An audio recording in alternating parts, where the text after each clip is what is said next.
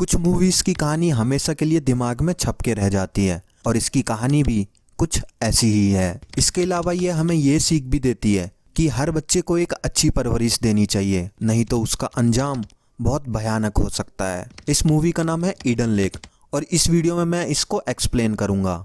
Starting में दिखाते हैं कि जेनी और उसका बॉयफ्रेंड स्टीव वेकेशन के लिए एक लेक पे जाते हैं जो कि शहर से दूर एक जंगल में है। लेक में जाते हुए जंगल के बीचों बीच इन्हें एक बच्चा दिखाई देता है। अब जेनी उस बच्चे से बहुत बात करना चाहती है लेकिन वो बच्चा एक भी शब्द अपने मुंह से नहीं निकालता। फिर इसके बाद वो दोनों आगे बढ़ जाते हैं और फाइनली वो अपने डेस्टिनेशन पे पहुंच जाते हैं जिसका नाम है ईडन लेक। जेनी को ये जगह बहुत ही ज़्यादा सुंदर लगती है, इसलिए वो स्टीव से थैंक यू कहती है कि वो उसे यहाँ पे लाया। इसके बाद वो दोनों वहाँ पे मस्ती करते हैं, स्विमिंग करते हैं और बहुत बढ़िया चिल करते हैं। अब जब ये दोनों वहाँ पे रेस्ट कर रहे थे तो थोड़ी देर बाद ही एक कुत्ता आके जेनी पे भौंकने लगता है और ये सुन के जेनी बहुत ज़्यादा डर जाती है।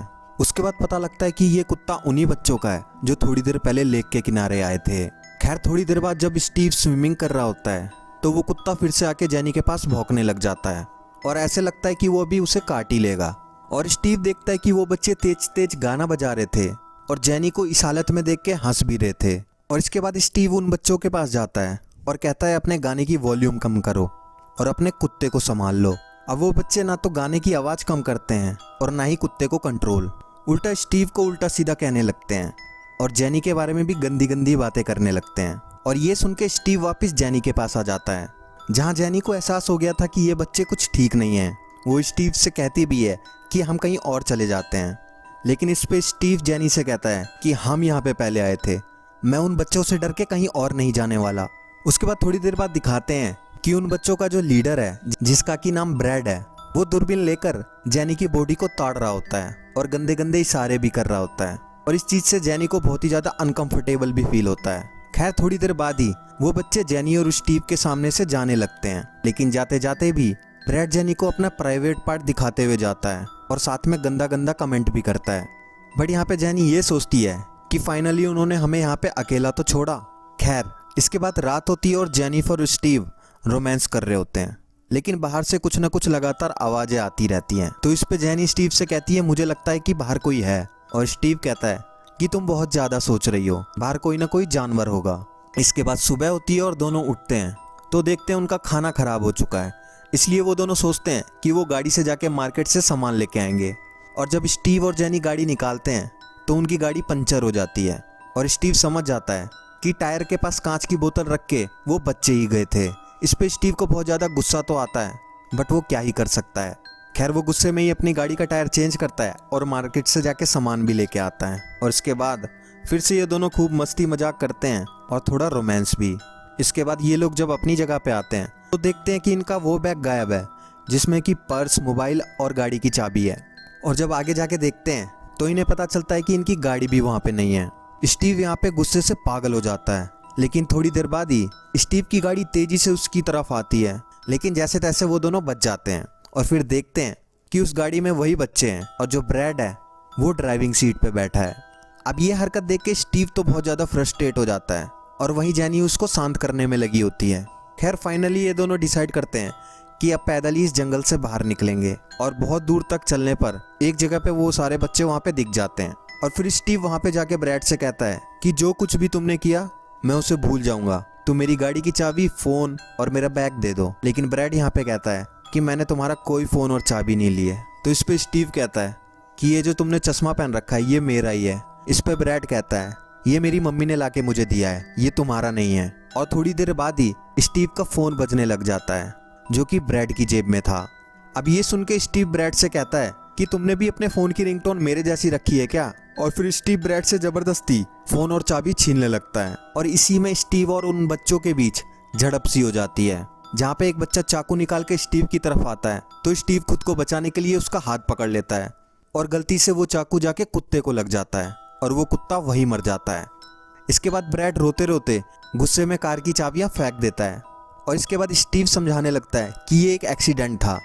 और वहीं जेनी स्टीव से कहती है कि गाड़ी की चाबी हमारे पास आ गई है, हमें यहाँ से निकलना चाहिए। अब इसके बाद ये दोनों तुरंत निकल जाते हैं, लेकिन थोड़ी देर बाद ही वो सारे बच्चे स्टीव और जेनी पे हमला कर देते हैं और इस वजह से उनकी गाड़ी का शीशा भी टूट जाता है, जिसकी वजह से स्टीव को कुछ भी दिखाई नहीं देता और जल्दी निकलने के चक्कर में उनका एक्सीडेंट हो जाता है। इस एक्सीडेंट में जेनी को तो कुछ नहीं होता, लेकिन स्टीव की छाती में एक बड़ी सी लकड़ी घुस जाती है और वहाँ वो देखते हैं कि वो बच्चे उनकी तरफ पागलों की तरह आ रहे हैं। स्टीव यहाँ पे कहता है जेनी तुम यहाँ से निकल जाओ। पहले तो जेनी मना करती है, लेकिन आखिरकार वो दूर झाड़ियों में जाके बैठ जाती है और रात भर वहीं बैठी रहती है। और जब वो सुबह आके देखती है तो गाड़ी में स्टीव नहीं होता। उसके बाद वो स्टीव को ढूंढने लगती है और थोड़ा आगे जाती है तो देखती है उन बच्चों ने स्टीव को कांटों वाली तार से बांध रखा है और स्टीव बुरी तरह घायल है। इसके बाद ब्रैड हर बच्चे से स्टीव के ऊपर अटैक करवाता है और धीरे धीरे करके हर बच्चा स्टीव के ऊपर चाकू से वार करता है। और ये सारी चीज दूर खड़ी जेनी देख रही होती है और आखिर में फैसला करती है वो बीच में जाके स्टीव को बचाएगी। और जब वो ऐसा करती है तो सारे बच्चे जेनी के पीछे पड़ जाते हैं।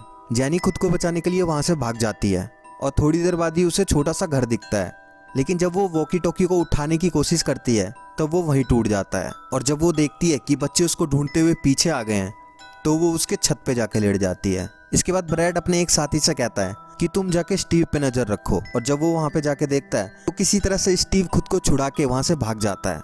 एक तरफ जेनी अपनी जान को बचाने के लिए भागती है तो दूसरी तरफ घायल स्टीव भी भाग रहा होता है। और एक समय ऐसा आता है जब ये दोनों मिल जाते हैं।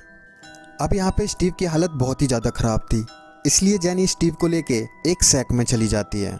लेकिन थोड़ी देर बाद ही वो बच्चे वहाँ भी पहुँच जाते हैं और खुद को और स्टीव को बचाने के लिए जेनी स्टीव को लेके उस सैक के नीचे पानी में चली जाती है। खैर यहाँ पे वो दोनों बचने में कामयाब होते हैं। अब स्टीव की बॉडी से इतना ज़्यादा ब्लड निकल जाता है कि वो अब चल भी नहीं सकता, इसलिए जेनी उसको वहीं पे छोड़ के आगे मदद के लिए चली जाती है। और आगे जाने के बाद उसे वही बच्चा मिलता है जो कि स्टार्टिंग में उसे लेक में आते वक्त दिखा था। अब वो उस बच्चे से हेल्प मांगती है कि मुझे किसी तरह इस जंगल से बाहर निकाल दो। इसके बाद वो बच्चा कहता है चलो ठीक है, और वो जेनी के साथ आगे चलने लगता है। लेकिन थोड़ा आगे चलने पर वो बच्चा फ़ोन निकाल के मैसेज करने लग जाता है। इस पे जेनी कहती है कि तुम्हारे पास फ़ोन है, तुमने मुझे बताया नहीं, मुझे कॉल करना है। तो वो कहता है यहाँ पे नेटवर्क नहीं आता। तो इस पे जेनी कहती है तो तुम किसे मैसेज कर रहे हो। खैर आखिरकार जेनी उससे मोबाइल छीन ही लेती है, लेकिन तभी वहाँ पे ब्रैड और उसका ग्रुप आ जाता है। दरअसल ब्रैड को यहाँ पे मैसेज करके इसी बच्चे ने बुलाया है। इसके बाद दिखाते हैं कि उन बच्चों ने स्टीव और जेनी को रस्सी से बांध रखा है और उनके ऊपर पेट्रोल डालते हैं और आग लगा दें। खैर स्टीव तो पहले ही मर चुका होता है, लेकिन जेनी वहाँ पे जिंदा होती है। अब आग लगने की वजह से जेनी बहुत तेज तेज चिल्लाती है और यही चीज़ देख के ब्रैड उनके ऊपर हंसता है। लेकिन थोड़ी देर बाद ही आग की वजह से वो रस्सी टूट जाती है जिसमें जेनी बंधी हुई थी और वो वहाँ से निकल के भाग जाती है। इसके बाद ब्रैड कहता है कि वापिस आ जाओ, नहीं तो मैं इसको जान से मार दूंगा। अब जेनी को लगता है ये तो उसी का साथी है, ये उसको नहीं मार सकता, लेकिन आखिर में ब्रैड उसको सच में जला देता है। अब ये चीज़ देख के जेनी को बहुत ही ज़्यादा बुरा लगता है, लेकिन वो खुद को बचाने के लिए आगे बढ़ जाती है और आगे चल के देखती है कि उसे वो मैप मिल गया है जिससे वो इस जंगल से बाहर निकल सकती है। पर उसका पीछे करते हुए वो बच्चे भी वहाँ पे पहुँच गए थे, इसलिए वो खुद को बचाने के लिए वहीं पे पड़े एक कचड़े के डब्बे में छुप जाती है। और जब वो लोग वहाँ से चले जाते हैं तो वो उसमें से निकल जाती है और खुद को देखती है कि मैं यहाँ पे स्टीव के साथ इतना अच्छा वेकेशन मनाने के लिए आई थी और मेरी क्या हालत हो गई है। लेकिन थोड़ी देर बाद ही एक दूसरा बच्चा जेनी के पीछे पहुँच जाता है और उसे देखते ही जेनी उसे जान से मार देती है। खैर मैप को यूज़ करके जैसे तैसे जेनी जंगल के एंड में पहुँच जाती है और देखती है कि एक गाड़ी उसकी तरफ आ रही है। वो उस गाड़ी वाले को हेल्प के लिए कहती है तो वो गाड़ी वाला उसकी हेल्प कर देता है और बाद में पता चलता है कि ये तो उन्हीं बच्चों में से एक का भाई है। अब ये चीज़ देख के जेनी घबरा जाती है। अब वो उससे कहती है कि गाड़ी रोको, लेकिन वो वहाँ पे कहता है कि मेरा भाई 2 दिन से घर नहीं आया है, मुझे उसे ढूंढना ही होगा। और फिर जब वो अपनी गाड़ी से निकलता है तो जेनी उसकी गाड़ी लेके भाग जाती है और रास्ते में देखती है कि उनके ग्रुप में जो लड़की थी वो रास्ते में खड़ी है और जेनी उसको भी गाड़ी से उड़ा देती है। अब जेनी यहाँ से तो निकल जाती है, लेकिन आगे चल के उसकी गाड़ी ठुक जाती है। खैर जैसे तैसे वो खुद को संभाल के एक घर में पहुँचती है जहाँ पे पार्टी चल रही होती है और जोर से हेल्प बोल के वहाँ पे बेहोश हो जाती है। अब उसके बाद सीन दिखाते हैं कि जब जेनी को होश आता है तो उसके पास बहुत सारे लोग होते हैं जो उसकी केयर कर रहे होते हैं। और मैं आपको यहाँ पे बता दूं कि ये सारे उन्हीं बच्चों के माँ बाप हैं जिन्होंने जेनी की ये हालत करी थी, लेकिन जेनी को ये बात बिल्कुल भी नहीं पता थी। लेकिन थोड़ी देर बाद ही वहाँ पे मौजूद एक औरत के फ़ोन पे फ़ोन आता है और उसे पता लगता है कि उसका बेटा मर चुका है और उसके बेटे को मारने वाली एक औरत है। और जब ये बात उन लोगों को पता लगती है तो वो सारे जेनी पे चढ़ जाते हैं। जेनी कहने की कोशिश करती है कि इन लोगों ने स्टीव को मारा है, इन्होंने पहले हमला किया, आप लोग पुलिस को बुलाओ। अब ब्रैड भी वहाँ पे आता है और उसके पापा भी। और जब ब्रैड कहता है कि इन्होंने हमारे दोस्त को मारा है और मेरे कुत्ते को भी, तो ये सुन के ब्रैड का बाप जेनी को पकड़ लेता है।